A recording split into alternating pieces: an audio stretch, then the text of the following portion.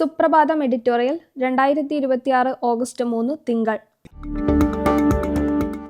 കാലാവസ്ഥ മുന്നറിയിപ്പുകൾക്ക് കൃത്യത വേണം. വെള്ളി വൈകിട്ട് മുതൽ കേരളത്തിൽ പെയ്തിറങ്ങിയ കനത്ത മഴ സംസ്ഥാനത്തെ വീണ്ടും പ്രകൃതി ദുരന്തത്തിന്റെ ആശങ്കകളിലേക്ക് തള്ളിവിട്ടിരിക്കുന്നു.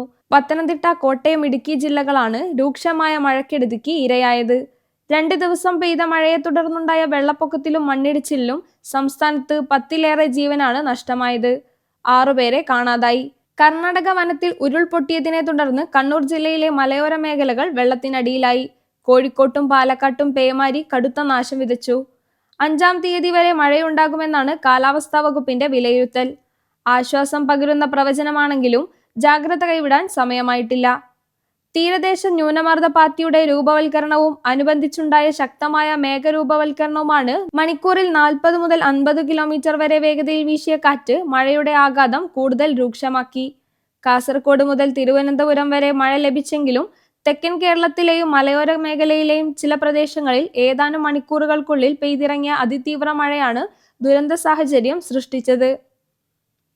അപ്രതീക്ഷിതമായി എത്തിയ മഴവെള്ളം കനത്ത നാശനഷ്ടമാണ് ഒട്ടനവധി കുടുംബങ്ങൾക്കും വ്യാപാരികൾക്കും വരുത്തിയിരിക്കുന്നത്. പലരും ഇപ്പോഴും ദുരിതാശ്വാസ ക്യാമ്പിലാണ്. വെള്ളവും ചെളിയും കയറിയതിനാൽ പല വീടുകളിലേക്കും പെട്ടെന്ന് തിരിച്ചുപോകാൻ പലർക്കുമാകില്ല. വ്യാപാര സ്ഥാപനങ്ങളിലെ സാധനങ്ങൾ നശിച്ചു പോയിട്ടുണ്ട്. മുന്നറിയിപ്പുകളുടെ അഭാവമാണോ ഈ നഷ്ടങ്ങൾക്കു കാരണമെന്ന് പരിശോധിക്കുന്നതിനൊപ്പം നഷ്ടപ്പെട്ടവരുടെ കണ്ണീരൊപ്പാൻ സർക്കാർ മടിക്കരുത്. മഴയുടെ ആഘാതം നിർണ്ണയിക്കുന്നതിൽ ഒരു പ്രദേശത്തിന്റെ ഭൂപ്രകൃതിക്കും മണ്ണിന്റെ ഘടനയ്ക്കും ജലപ്രവാഹ സംവിധാനങ്ങൾക്കും വലിയ പങ്കുണ്ട്. സമതല പ്രദേശങ്ങളിൽ പെയ്യുന്ന മഴവെള്ളം താരതമ്യേന വേഗത്തിൽ ഒഴുകി മാറുമ്പോൾ മലനിരകളും ഇടുങ്ങിയ താഴ്വരകളും ചെങ്കുത്ത് ചെരിവുമുള്ള പത്തനംതിട്ട, ഇടുക്കി പോലുള്ള ജില്ലകളിൽ അതേ അളവിലുള്ള മഴ വലിയ ദുരന്ത സാധ്യത സൃഷ്ടിച്ചേക്കും.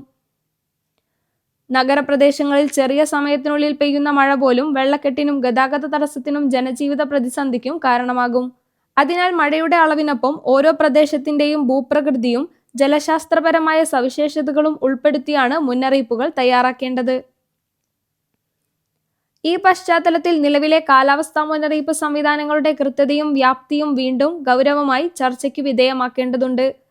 ഓറഞ്ച് അലർട്ട് പ്രഖ്യാപിക്കുന്നതിലൂടെ മഴയുടെ പൊതു സാധ്യതയെക്കുറിച്ചുള്ള മുന്നറിയിപ്പ് ലഭിക്കുന്നുണ്ടെങ്കിലും ഏത് പ്രദേശത്താണ് മഴ അതിതീവ്രമാവുക, എവിടെയാണ് വെള്ളപ്പൊക്കത്തിനോ മണ്ണിടിച്ചിലിനോ കൂടുതൽ സാധ്യതയുള്ളത്, ഏത് സമയത്താണ് അപകട സാഹചര്യം രൂക്ഷമാവുക എന്നിത്യാദി വിവരങ്ങൾ കൂടുതൽ കൃത്യതയോടെ ലഭ്യമാക്കാൻ കഴിയുന്നില്ല.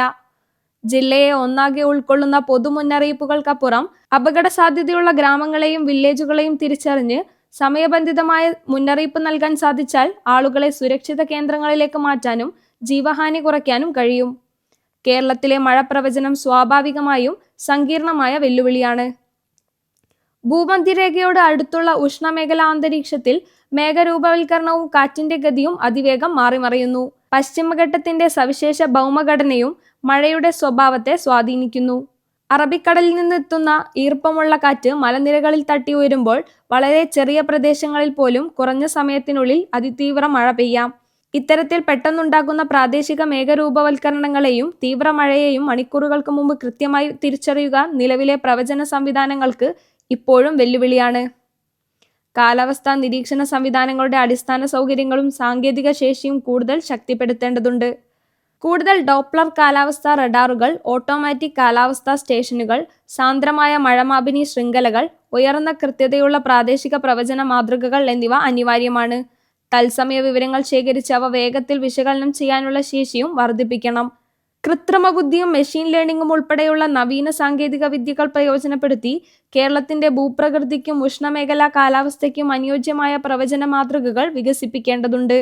കേന്ദ്ര കാലാവസ്ഥാ വകുപ്പിന്റെ മുന്നറിയിപ്പുകളെ മാത്രം ആശ്രയിക്കുന്ന നിലവിലെ രീതിക്കൊപ്പം സംസ്ഥാന തലത്തിൽ കൂടുതൽ കരുത്തുറ്റ പ്രാദേശിക കാലാവസ്ഥാ നിരീക്ഷണ ഗവേഷണ സംവിധാനം വികസിപ്പിക്കാനുള്ള സാധ്യതയും ഗൗരവമായി പരിഗണിക്കണം. സംസ്ഥാനത്തിന് സ്വന്തമായി ശക്തമായ കാലാവസ്ഥാ നിരീക്ഷണ സംവിധാനം ഒരുക്കുന്നതിന് സാമ്പത്തികവും സാങ്കേതികവും നയപരവുമായ പരിമിതികളുണ്ടെന്നത് യാഥാർത്ഥ്യമാണ്.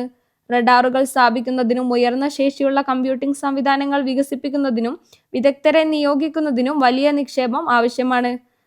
ജില്ലാതല മുന്നറിയിപ്പുകളിൽ നിന്ന് താലൂക്ക്, വില്ലേജ് തലത്തിലുള്ള അപകട സാധ്യതാ മുന്നറിയിപ്പുകളിലേക്ക് കേരളം മാറേണ്ട സമയമാണിത്. തദ്ദേശീയ റഡാറുകൾ, ഓട്ടോമാറ്റിക് മഴമാപിനികൾ, നദീജലനിരപ്പ് നിരീക്ഷണ സംവിധാനങ്ങൾ, മണ്ണിടിച്ചിൽ സാധ്യതാ സെൻസറുകൾ എന്നിവയിൽ നിന്നുള്ള വിവരങ്ങൾ ഏകോപിപ്പിച്ച് തത്സമയ തീരുമാനങ്ങൾ എടുക്കാൻ കഴിയണം.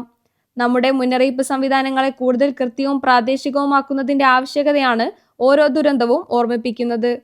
കാലാവസ്ഥയെ പൂർണ്ണമായും കയ്യിലൊതുക്കാൻ മനുഷ്യർക്കാവില്ല. പക്ഷേ അപകട സാധ്യത തിരിച്ചറിയാനും സമയബന്ധിതമായി ജനങ്ങളെ അറിയിക്കാനും ആവശ്യമായ ശാസ്ത്രീയ സംവിധാനങ്ങൾ സാങ്കേതിക ശേഷിയും വികസിപ്പിക്കാൻ നമുക്ക് കഴിയും.